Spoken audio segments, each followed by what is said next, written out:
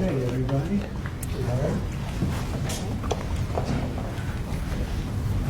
How are you? It's nice to see you.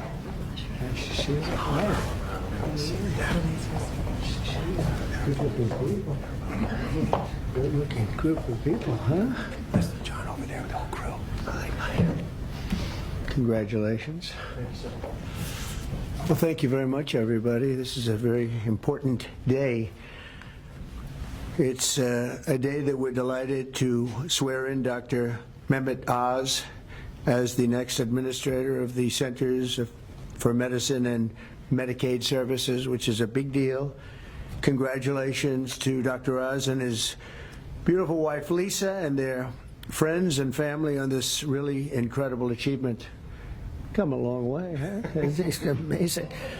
Dr. Oz comes to this position as one of the nation's most talented and beloved medical professionals. He graduated from Harvard University. Harvard. Well, how convenient. Should we talk about Harvard? Before obtaining his MD at the University of Pennsylvania School of Medicine, a great one, and really some amazing education while also earning an MBA from the wonderful Wharton School of Business. He completed his medical residency at the world-renowned New York Presbyterian Columbia University Medical Center. Dr. Oz then had a sterling medical career in which he became an internationally acclaimed heart and lung surgeon, highly respected. He served as director of the Cardiovascular Institute and integrative medicine program at New York Presbyterian, and as a longtime professor at Columbia University's College of Physicians and Surgeons. Boy, oh boy. Doctor, I thought he just did a show. I only know the show. You know why I know the show? Because he said, I'm a little overweight. I should lose some weight. I did a show, and that's what I got out of it. That was not good. But I'm looking at all of this other. This is very impressive. Dr. Oz authored more than 400 contributions to academic and scientific publications and holds several patents for technologies that revolutionize cardiovascular surgery. And Dr. Oz later translated his experience into an extraordinary successful television career, making him one of the most trusted voices on healthcare. And he also got very high ratings, I can tell you that. He did great with the television thing. As CMS Administrator, Dr. Oz will work tirelessly to strengthen and protect Medicare for our nation's seniors and Medicaid for the needy. Just as I promised, there will be no cuts. We're not going to have any cuts. We're going to have only help. Dr. Oz will work to improve the quality of care for decades to come, and he'll ensure that criminals, fraudsters, and illegal aliens are not permitted to rob America's seniors. They are trying, but they're not going to get away with it. He will also work alongside Secretary of Health and Human Services Robert F. Kennedy, Jr. I've heard of him. He's a pretty famous guy. He's doing a great job, too, to address the crisis of chronic illness and to make America healthy again. So I want to just thank Dr. Oz, and because this is a big commitment he's making. He has a lot of options, and this is a big, big commitment. And I want to congratulate you and your family on really an amazing life, and I think this is going to be by far the most important part of an already incredible life. So thank you very much. God bless you, my friend. Thank you very much. Take care of yourself. Congratulations. It's amazing. Congratulations. Wow. What a job, huh? Are you ready, Bobby? I sure am. Let's do it. You put your hand on the Bible, your left hand, and raise your right hand. And repeat after me. I, Mehmet Oz, do solemnly swear I, Mehmet Oz, do solemnly swear that I will support and defend the Constitution of the United States that I will support and defend the Constitution of the United States against all enemies, foreign and domestic, against all enemies, foreign and domestic, that I will bear true faith and allegiance to the same, that I will bear true faith and allegiance to the same, that I take this obligation freely that I take this obligation freely, without any mental reservation without any mental reservation or purpose of evasion, or purpose of evasion, and that I will well and faithfully discharge the duties of the office on which I am about to enter. discharge the duties of the office upon I'm about to enter. So help me God. So help me God. God bless you. Congratulations. Thank you very much.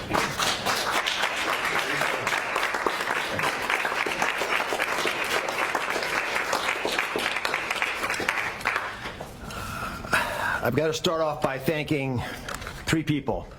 Mr. President, thank you very much. God bless you for leading our nation, but also courageously leading the MAHA movement, really earnestly in your heart wanting to get America to be healthy again, and for giving me an opportunity to help with that mission. Secretary Kennedy has been leading the charge at Health and Human Services. A dear friend, like a brother, has done unbelievably courageous work because he's curious and he's started answering a lot of important questions. And I will treasure for the rest of my days your trust in me to help you with this progress. Thank you. And of course, Lisa, the family, but Lisa in particular, who's had an uncanny ability to identify opportunities and to always keep a clear North Star to keep our family grounded. God bless you, my beautiful one. Let me start with a simple premise. Every great society, everyone, has an opportunity to take care of its most vulnerable and treasures that opportunity. And we're great people, so we will do the same. As we enter the main building, the Humphreys building, where Health and Human Services is located, there's a placard of Hubert Humphrey, and it says that it's a moral opportunity, a moral obligation of government to take care of people in the dawn of their life, the kids, in the twilight of their life, the elderly, the mature, the seniors, and those in the shadows of life, those struggling with disabilities. We want to provide America with access to great care. We want to save the public health insurance programs of this country. That's what President Trump asked me to do when he took this position to administer the programs at CMS. Now, if we're going to do that, we've got to be honest with each other. And a physician, President Trump has to always do that, right? We've got to share news, sort of presidents, that folks don't want to hear, but it's important for our well-being. So I'm going to give you 4 bullet points to remember. Bullet point number 1, and they're all numbered in order for a reason. Medicaid is the #1 budget item for many states, and it is crowding out education, other important social programs. The states are having a big problem, and that's with the federal government paying most of the bill. Item number 2, healthcare expenditures are increasing at 2% higher than the economy is growing. And because of that, we spend more than 2 times per person on health care than any other country on the planet, and we're not getting value for that. Because number 3 is that we are, in America, experiencing an unfortunate problem, which is medical errors are the number 3 cause of death. Did you know that, Mr. President? It's surprising with that much money invested, we're still having problems. And number 4, our life expectancy, despite all this investment, is continuing to slip back. We're now more than 4 years shorter in our life expectancy than countries that we used to be equal to. But I am optimistic. Why? Because we control our destiny. Because at its very core, we have a generational opportunity, a unique ability to save the healthcare system because we control all the big pieces. America is too great for small dreams. So I've got some big ideas that I'd like to share that we've worked through with my staff who are cordoned off over there, and there's a lot of us. We've got almost more than 6,000 people at CMS working on this and 40,000 contractors helping. So we've got a lot of people. What are we going to do? First, we're going to reduce chronic disease. How do you do that? 70% of the healthcare expenditures of this country are driven by chronic disease. And it is your patriotic duty, I'll say it again, the patriotic duty of all Americans to take care of themselves, because it's important for serving in the military, but it's also important because healthy people don't consume healthcare resources. The best way to reduce drug spending is to use less drugs because you don't need them because you're healthy, and it feels a lot better as well. The President and Secretary Kennedy have been pushing the MAHA agenda because it makes it easier for people to do the right thing, especially the mothers of this great land, because they're the ones who really get caught with this responsibility. They're the ones deciding for their kids. They're the ones we want to empower. And curiosity, which is the key word here, truly asking questions you want the answers to, will allow the MAHA movement to thrive. The next big thing we want to focus on is modernizing Medicare and Medicaid. That's how Americans will get the care that they want, need, and deserve. We need to empower patients and providers, both. The doctors and the patients both have to be equipped with better tools.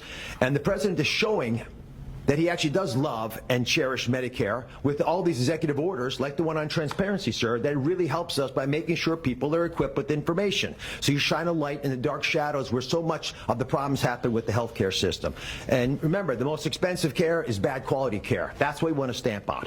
And finally, we want to crush fraud, waste, and abuse. This is stunning to me. And I've got a message for all the bad guys from me, the Secretary, and the President. We are going to stop people from stealing from our most vulnerable, from stealing with the taxpayers of America, or honestly trying to support these programs. And we're going to be able to do it in quite a few ways. We are coming for you. And I'll give you a couple examples. Mr. President, these are ones that you may want to use in some of your future conversations. Almost 250,000 people, American citizens, were fraudulently enrolled without their knowledge in exchange programs by brokers who were unscrupulous, stealing from the U.S. government by pretending these people were on programs they never told them about. Tens of millions of dollars, Mr. President, are being spent on illegal immigrants receiving Medicaid in California, and they're pushing the bill to us. Should we stop that? I think so. That will not continue. We're spending about $1 billion on Medicaid programs for dual state eligible patients, which means you live in one state, but the system thinks you're in another state, and maybe a third state, and we're paying all 3 states for services you're not getting because you don't live in 3 states all at once. And finally, and this one really bothers me, there are states who are using Medicaid dollars for people who are vulnerable are being used for non-medical purposes. For example, public labor unions are getting child care through some of this money. That doesn't make sense to me. Housekeeping, I wish I could get that for my home. There's a big problem with student loan repayments taking place with Medicaid dollars. That's not where it should be used. And we are paying for DEI programs. I could go on, but these are all programs, Mr. President, that we have created a war room at CMS to go after, to catch the fraud in real time before the money leaves the federal coffers, so we have the money to reinvest in health care to make it even stronger than it's been before. Together, we're going to make the care better. We're going to make the outcomes improve, and we're going to make sure that America can actually be the healthiest country that could ever possibly be. We'll make America healthy again. God bless you both, sir.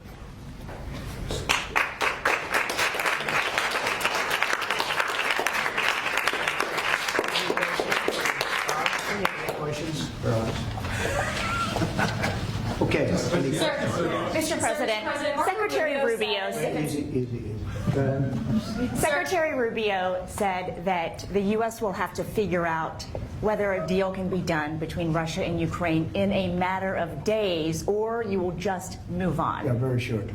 How many days is that? No specific number of days, but quickly.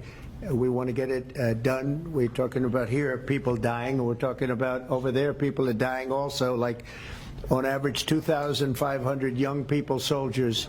They're not from America. They're not from anywhere else other than Ukraine and Russia, but we want to save these lives. So it's 2,500 a week are being killed in battle. It's a vicious battle with the best equipment, the best everything, and it is brutal. 2,500 young people a week. Some of them not so young, actually. They're getting older. They're getting older by the month. But 2,500 a week, and we're going to get it stopped ideally. Now, if for some reason one of the two parties makes it very difficult, we're just going to say you're foolish, you're fools, you're horrible people, and we're going to just take a pass. But hopefully we won't have to do that. And Marco's right in saying it.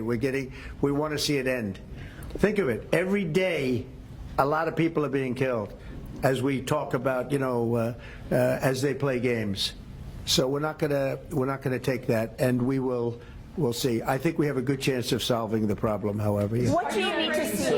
Are you prepared to walk away completely from these efforts and these talks? Well, I don't want to say that, but we want to see it end. We want to see it end, yeah. Is Vladimir Putin stalling, in your view, Mr. President? I hope not. I'm going to let you know about that soon if he is, but I hope not. He's got a big force out there, big force. It's a war that should have never happened. It would have never happened if I was president. That's a war, and it didn't happen for 4 years. That's a war that should have never happened. October 7th, Israel would have never happened. Iran was broke. And now we'll see what happens with Iran. We have a lot of them out there. We have a lot of things that we're working on right now that shouldn't have happened. None of it. Ukraine would have never happened with Russia. October 7th would have never happened, so you wouldn't have had all the problems in the Middle East. The Afghanistan embarrassment, probably the most embarrassing day in the history of our country, would have never happened. Inflation would have never happened. By the way, prices are down. Groceries are down. Eggs, which you hit me so hard, I'll never forget the first week in office, they were screaming at me about eggs. I said, what's going on with eggs? They were doubling and tripling. I said, I just got here. They were up like double, triple, and you couldn't get any. They said you won't have eggs for Easter. Well, you can have all the eggs you want. I'll tell you, Brooke Rollins, Secretary of Agriculture, did a great job. And the egg prices are down 87%. But nobody talks about that. You can have all the eggs you want. We have too many eggs. In fact, if anything, the prices are getting too low. Sir, what do you... So I just want to let you know, prices are down. Gasoline yesterday in 3 states hit $1.98 a gallon. And it looks like it's at a level that it hasn't seen since my days, my 4 years. So it's about I'd say maybe, I think we're going to be averaging $2.25 very soon. So I just want to let you know, though, because I keep hearing about prices and inflation. Prices are coming down, not going up. Only the fake news says they're going up. The only thing that's even are interest rates. And if we had a Fed chairman that understood what he was doing, interest rates would be coming down too. He should bring them down. Yeah, please. Mr. President, what do you need to see from both sides in order to keep negotiations going? What do you want to see from Russia and Ukraine? I have to see. My whole life has been one big negotiation, and I know when people are playing us, and I know when they're not, and I have to see an enthusiasm to want to end it. And I think I see that enthusiasm. I think I see it from both sides. Do you think Russia's But you're playing going to you? know soon. Do you think Russia's playing you? No, nobody's playing me. I'm trying to help. This was Biden's war. By the way, by me getting involved, they'll say, oh, Trump. This is not Trump's war. This is Biden. This is a war that should have never happened. Okay? Think of it. Those cities are crushed and crashed, and all those beautiful steeples, the most beautiful in the world, actually considered the most beautiful in the world, most of them are now smashed to smithereens, as they say, and lying on the ground in a million pieces. Those towns are crushed, the whole place. It's so horrible. And millions of people are dead, far more than you think. That's one thing you're going to get out of this war. You're going to find out that your estimates are far lower than, it's far worse than people think. Nobody's playing anybody. We are going to see if we can get it done. I think we have a really good chance of getting it done, and it's coming to a head right now. Mr. President, Would you Ukraine militarily? If you do decide to move on or take a pass, Mr. President, would you then continue to support Ukraine militarily? Well, I'm not going to say that because I think we're going to get it done. Mr. President, there's a group of Venezuelan men down in Texas who have been alerted that they are soon going to be deported under the Alien Enemies Act. Have you authorized that operation, and where are they going to go? I don't know about the group you're talking about, but if they're bad people, I would certainly authorize it, yeah. I won an election in a landslide. We won all 7 swing states. We won by millions of votes. We won 2,750 districts to 505 districts. 2,750 to 5. That's why the map, when you look at it, is all red. And one of the biggest reason, I think the biggest single reason, actually, I'd like to say it's because of this, because I think they're going to come up with things that are incredible, but probably the biggest reason was because of the border and because of illegal immigration. And the people of this country want those people out. Because what Biden did, and I don't know if he did it, I'm not even sure he knows what the hell he was doing, but what his people did, representing him, was allow millions and millions of people from jails, from prisons all over the world, people from mental institutions and insane asylums, gang members, drug dealers, pouring into our place. And you know what? Our people voted for me to get them out. They want them out. They want them out. And we've done a hell of a job. And by the way, Ecuador and various places, but El Salvador, we've been helped by a lot of other states where they're helping us, actually, because you couldn't look what this man was thinking when they allowed open borders and people to come in. If you look at Venezuela, their crime is down by 72%. You know why? They took all their criminals off the street. They took all their prisoners from jail. They took murders. 11,088 murderers were released into our country. Bad things are going to happen. Bad things, and we're getting them out. And that's why I was elected. A judge wasn't elected to do that. I was elected to do that. And we're doing it in record fashion. We have the safest border, the most secure border we've ever had. See the Declaration of Independence? You should all read that before you leave. That's the real deal. You should all read it before you leave. Yeah. Mr. President, photos have emerged of Senator Van Hollen sipping what appears to be margaritas with Abrego Garcia down in El Salvador. Do you encourage other Democrats to fly down to El Salvador to meet with this illegal alien who's an accused wife beater? I like this guy. See, now this is the kind of a reporter we like. There aren't enough of them. We got to get some more of them. But no, I appreciate that question. No, look, he's a fake. I know him. I know them all. They're all fake. And they have no interest in that prisoner. That prisoner's record is unbelievably bad. If you would go into the room, you might, if you would, Caroline, maybe go into the room and see if you can find that little slip. I wrote some things down. I don't know why you'd want to keep him, but I just, we got a little biography of him. Did you help set up that not meeting? Not a very innocent guy. Did you help set up that meeting, sir? Mr. President, in the spirit of Easter Sunday. While we're on the subject, right? Yes, of course. So you're talking about Abrego Garcia, is that the one? Yeah. Is an illegal alien MS-13 gang member and foreign terrorist. This comes out of the State Department and very legitimate sources. I mean, I assume I'm just giving you what they handed to me, but this was supposed to be certified stuff. In 2019, Garcia was issued a deportation order.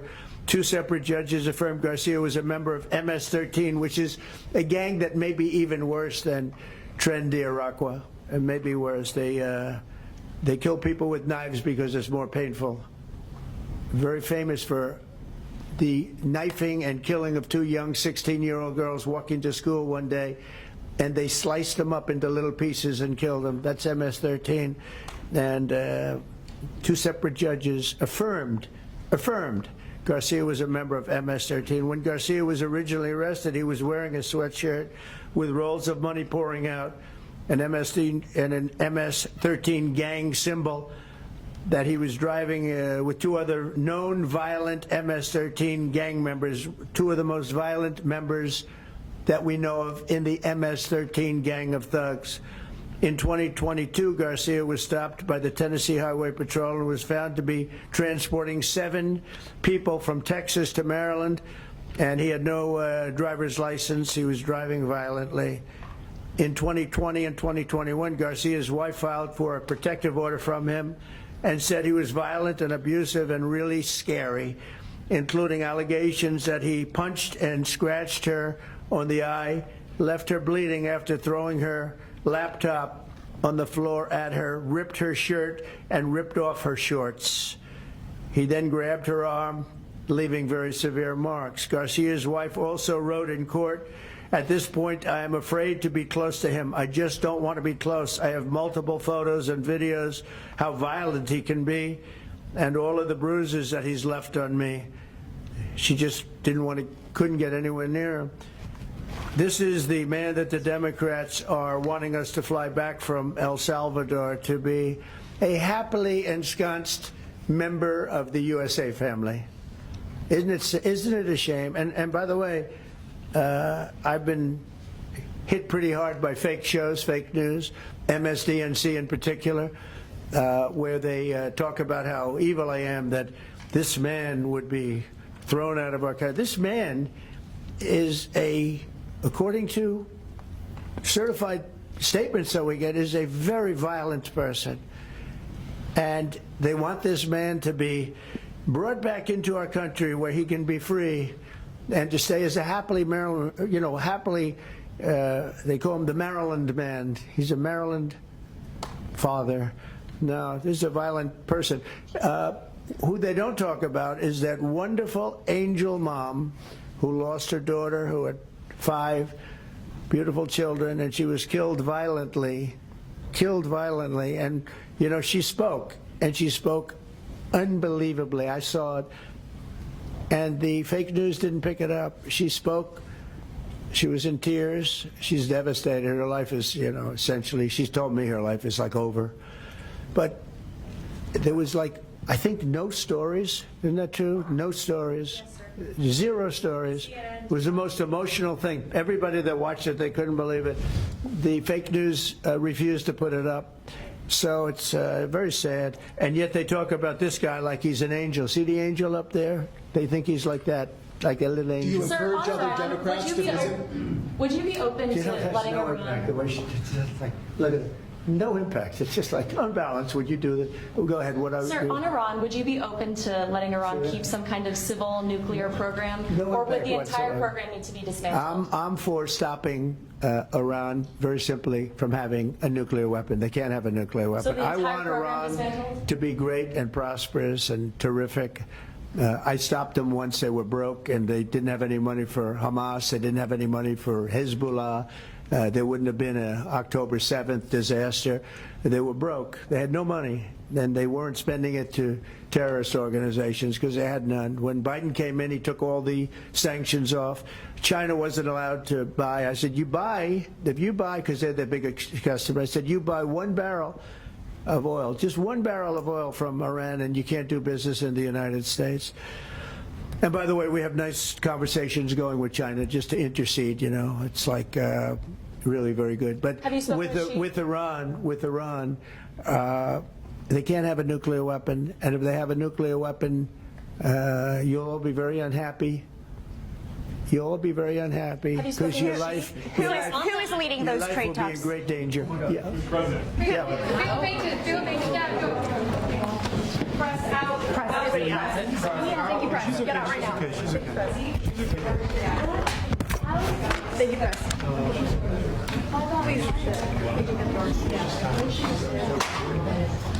You can help me. Everybody else. Please move. Please welcome work. No photos.